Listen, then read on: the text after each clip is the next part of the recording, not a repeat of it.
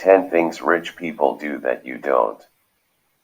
Probably the most interesting part of current culture is the number of individuals attempting their most extreme to seem more affluent than they are, even to their own impairment.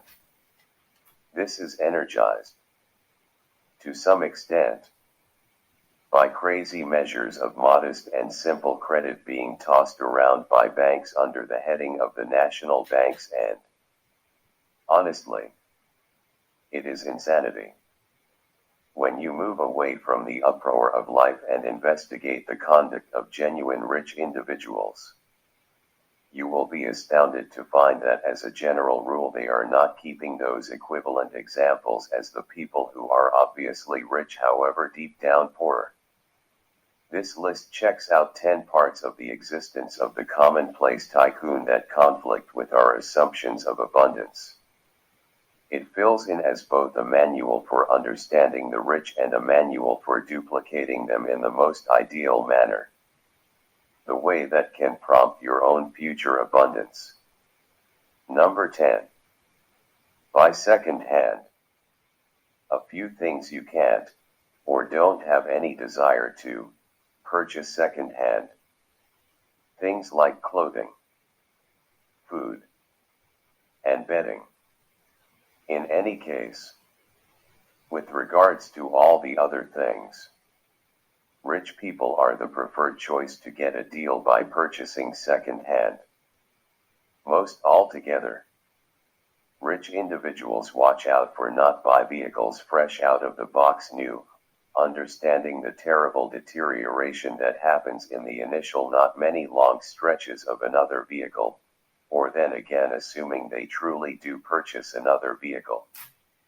They keep an eye on own it for something like a decade, guaranteeing they receive the full worth in return. Rich individuals love collectibles, which are not in every case especially costly, and recycled furniture. However, above all, they love the benefit of purchasing second hand. Each penny that is saved by purchasing and yet again covering a recycled couch versus a spick and span couch can then be contributed or put something aside for a buy that gets your monetary future. Number 9. Buy affordable property. On a very basic level, rich individuals pay cash for their homes or have essentially a 15% store. Also, rich individuals will quite often purchase properties something like over twice their yearly after-charge pay. Rich individuals additionally will quite often purchase more established pre-war homes, and it is exceptionally interesting for the wealthy to purchase a pristine home or have a home constructed. This presumably originates from the brain research of the wealthy, in which a high worth is put on quality, which was without a doubt higher before, and not having any desire to convey the underlying deterioration of new merchandise. See thing 10. It isn't the really princely individuals purchasing MC mansions and multi-million-dollar show homes. Those properties are for individuals with monstrous home loans, huge self-images, and enormous monetary issues. Furthermore, obviously, the couple of among us who have scored that sweepstake, unfortunate the most lottery champs squander everything and end up back where they were, yet undeniably more hopeless for the misfortune. Number 8. Buy it for life. False economy is the possibility that purchasing modest is best all of the time. It is smarter to get one set of shoes for $100 that keeps going 5 years than 5 sets of shoes that cost $20 yet most recent 1 year each and requires 5 excursions to the store. In any case, take a stab at advising that to a great many people. Get it forever is a pattern for some. However, a way of life for the rich. Affluent individuals will invest energy researching significant buys before they make them. to guarantee that they are purchasing something that will keep going as far as might be feasible and, preferably, hold a portion of its worth. Therefore, a rich man will purchase a $1,000 suit, a value that appears to be extreme to the greater part of us. Yet, in the long haul, a suit in that value reach will keep going for a really long time. Also, if the man, or his better half, can fix their own garments, they can endure forever. At the point when Prince Charles wedded Camilla Parker Bowles, he wore a 30-year-old suit with patches in it. Yet, he actually looked astounding. Prince Charles has the standing among men's clothing specialists of being an incredibly classy man. Number 7. Wait for good deals. Human brain science is insane, as it were.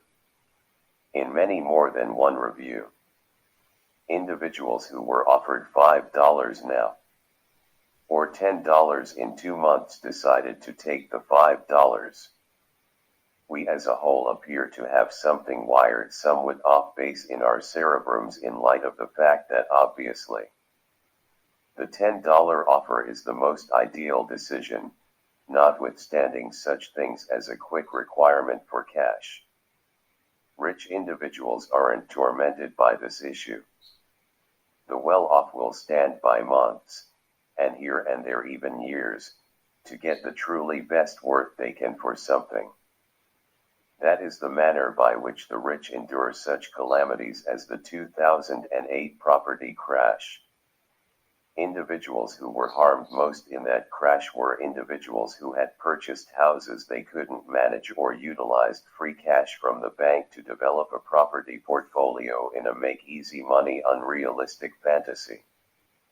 Number 6. Don't retire. You can't get rich rapidly. Rich individuals spend their lifetimes creating their financial momentum by getting by on a very tight budget and following different examples portrayed in this rundown. Notwithstanding, there is a greater amount of an impetus to not resign when you're rich. Most well-off men own their own business, little or huge. And when you are independently employed, you are undeniably more inspired to continue to work, since you will generally be enthusiastic with regards to a business you own. This is compounded by the way that the wealthy will generally prefer to keep occupied. And retirement can be a horrible drag for an individual like that. Furthermore, let's be honest. The entire idea of retirement is actually a cutting-edge assistant to the 9-to-5 working lives we are all informed to take a stab at. By anticipating resigning, we can breathe easy in light of the drudgery of our day-by-day work for the monetary advantage of others.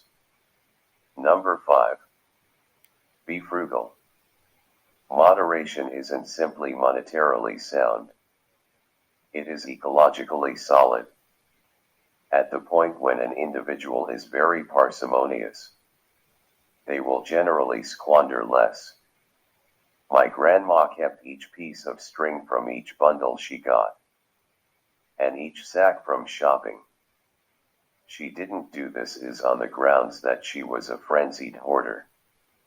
She did this is on the grounds that she realized she would ultimately need those things, and when that opportunity arrived, she would have no need to get them. Being economical can be enormously agreeable, and how much cash you can save just by being somewhat careful of every consumption can be cosmic. It isn't for no great explanation that the familiar maxim emerged: better safe than sorry.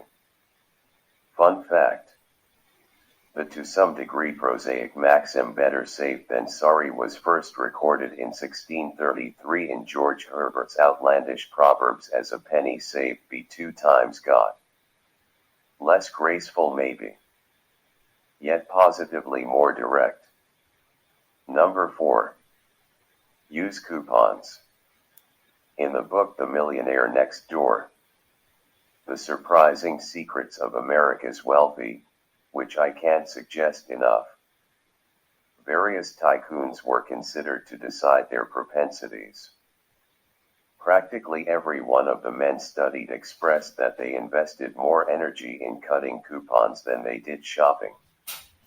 It was an exceptionally normal element of the rich that something like one of the accomplices in the relationship was incredibly aware of overspending. We may not generally get to include on the Truth program extreme couponing. Yet we can do our bit to get the best cost for the things we really need. Note how I said, really need?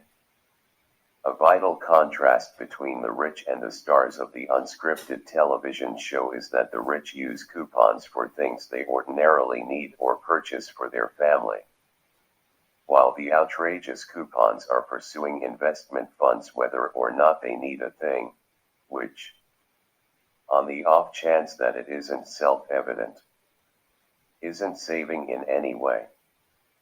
Couponing is an incredible propensity for the rich. Outrageous couponing. The insane. Number 3. Budget.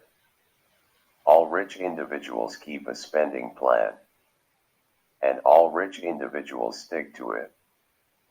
Keeping a spending plan is fundamental, especially these days as costs appear to be rising quicker than the national brokers can print new cash to advance themselves and their companions. The main piece of a financial plan is trustworthiness. You should be straightforward with yourself, forthright, and ensure you factor in each dime and dollar you spend. Rich individuals will pore over their financial plan for quite a long time. Similar to the old nursery rhyme, king including all his cash in his counting house. This is important to guarantee that redirections from the financial plan are represented. You could nearly say that there is a relationship between how long you spend on your financial plan and how affluent you will get. Number 2. Invest in tangibles. When the rich become dollar rich, they additionally accomplish something that the vast majority of us, counting the new rich, don't do. They contribute a piece of their cash elusive products that advance their lives in something beyond financial ways. They will purchase workmanship, since they love the artistic creation. They will purchase fine wine, since they love to drink it. They will purchase bullion, and they will purchase collectibles. Clearly, there is a monetary advantage to claiming those things, as they will regularly increment in esteem over the long run. However, they have another trademark that is maybe the main. They are difficult to sell.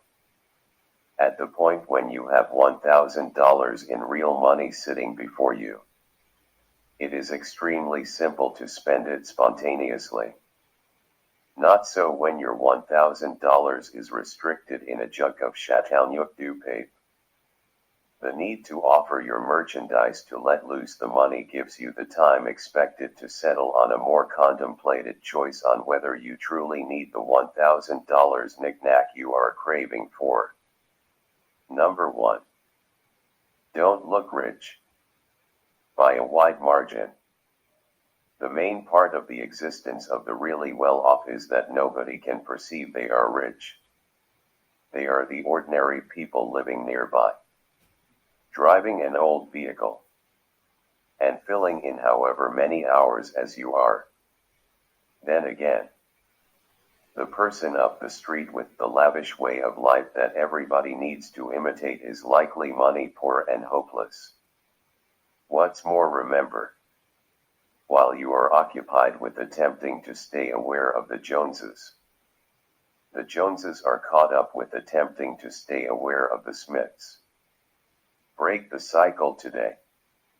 Begin zeroing in on the most awesome aspects of the life, the pieces of your daily routine that make experiencing advantageous. However, in particular, follow your enthusiasm. At the end of the path down which your passion takes you is the true pot of gold. Happiness. Thanks for watching. Subscribe my channel.